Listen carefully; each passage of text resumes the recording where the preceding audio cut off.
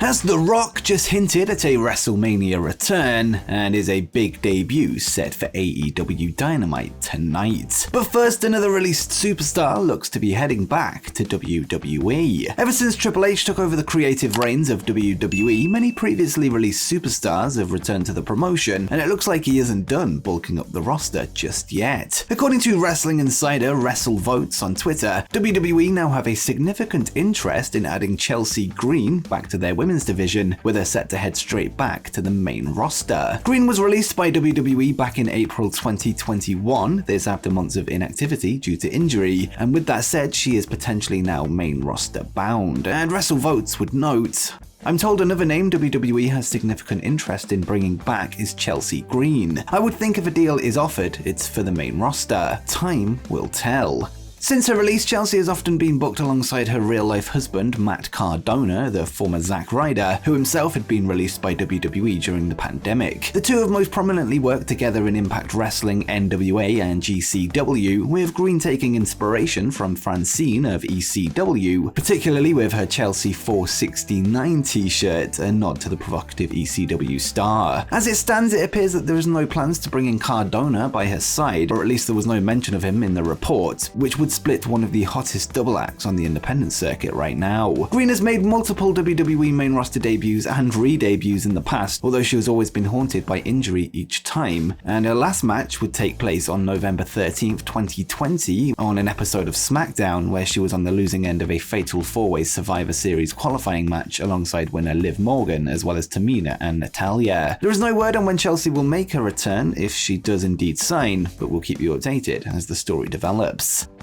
And next we have an update on the current health of Jeff Hardy. Several months ago in June, just 3 months after his debut for the promotion, Jeff Hardy would be suspended from All Elite Wrestling after being charged with drinking under the influence, as well as multiple other charges. This followed years of similar incidents, with AEW releasing a statement that they do not condone the alleged behavior of Jeff, and they will assist him in seeking treatment for substance abuse issues, with him only able to return once he's completed treatment and maintained his sobriety. Since then, we haven't heard from Jeff himself, only receiving updates via the media and through his brother Matt on his podcast and Twitch streams. Well, appearing on Busted Open Radio earlier today, Matt Hardy would once again update fans on Jeff's well-being after he was asked about how his brother is getting on, and he would provide some positive news on the charismatic Enigma and would respond, "He seems to be doing really well. The conversations I had with him have been really good. The most important barometer, I think, of all these things is his wife, Beth, who is super happy with his progress and where he is in life, and I think that's most important."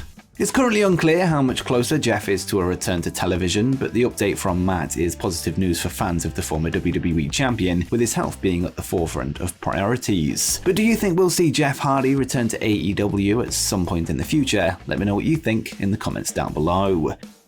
And next up, did Jon Moxley consider a move back to WWE? Last week, AEW World Champion Jon Moxley would put pen to paper on a brand new 5-year contract that will see him stay with the company through to 2027 at a minimum. According to reports, Moxley's previous deal had in fact expired back in July, with him since working on a handshake agreement whilst negotiations took place. Well, we now have an update on Moxley's chances of leaving AEW during his time as a free agent, with Dave Meltzer revealing on Wrestling Observer Radio that Moxley signed a 5-year contract to end speculation that he could head back to WWE, with him at one point even considering working as a free agent without an AEW contract, much like he's done for the last few months. And Dave would say, "I think the key to all of this is he signed a 5-year deal. So as far as why so long, I think the answer was that he just felt he's not going to WWE. He doesn't want to go to WWE, doesn't want to put on of wanting to go to WWE and play both sides to get money. He doesn't want people speculating that he's going to WWE. He wants all speculation over, and he's with AEW for 5 more years. I know at some point he discussed, I don't know how seriously, but just being a free agent and doing that as opposed to signing a new deal." Upon the signing of his new contract, Moxley has seemingly ended his run on the independents, at least for now, including GCW after losing a title versus career match against Nick Gage, dropping his GCW World Championship in the process. Meltzer would note that he can still do independent dates, but wants to reduce the number of bookings he does outside of AEW, but wants to continue to work for New Japan Pro Wrestling, something that was part of AEW's statement regarding the contract. He is now in line to defend his AEW World title against Hangman Page next week on the October 18th edition of Dynamite, which will air on a Tuesday night instead of a Wednesday.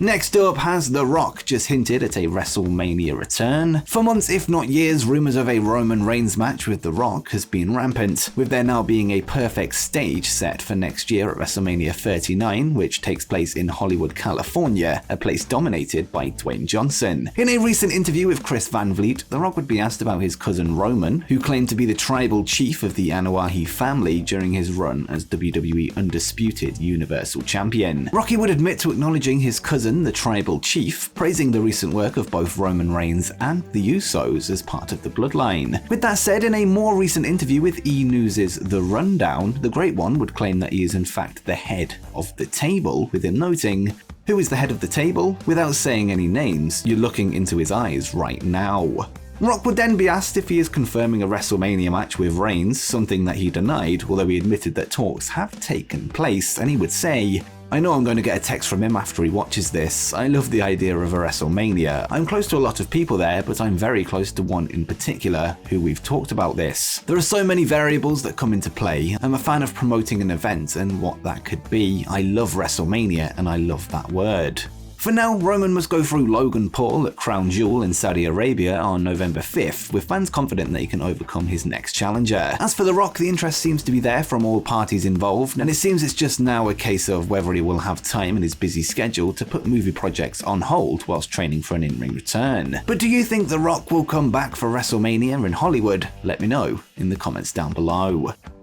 And finally is a big debut set for AEW Dynamite tonight. Last week, reports emerged from Louis Dangoor of Give Me Sport, as well as Fightful Select, that Renee Paquette, the former Renee Young, had received interest from both WWE and AEW over joining their company. Fightful Select would report that they spoke with sources in WWE who believe Renee Paquette is in fact heading to All Elite Wrestling, with a new report now adding fuel to the rumor fire. According to SE Scoops, Renee could be set to make her debut in AEW as early as tonight, which will take place in her hometown of Toronto, Canada. The report notes that AEW has been working to find women to fill some of its TV announcing roles since the company started in 2019, with them potentially set to add one of the most popular free agents on the broadcast side of things to their ranks. Paquette has been a free agent since allowing her WWE contract to expire in August 2020, having since transitioned into the podcast space. The reports of her heading to AEW coincide with the news that her husband Jon Moxley had signed a 5-year contract, with this perhaps making her choice between AEW and WWE easier, although it could just be a mere coincidence. Her specific role in AEW is yet to be confirmed, although it seems that we might not have to wait long to find out. In the past, she has expressed her dislike of working commentary, although this could be something she's interested in without Vince McMahon in her ear. But what do you think Renee Paquette will do in AEW? Let me know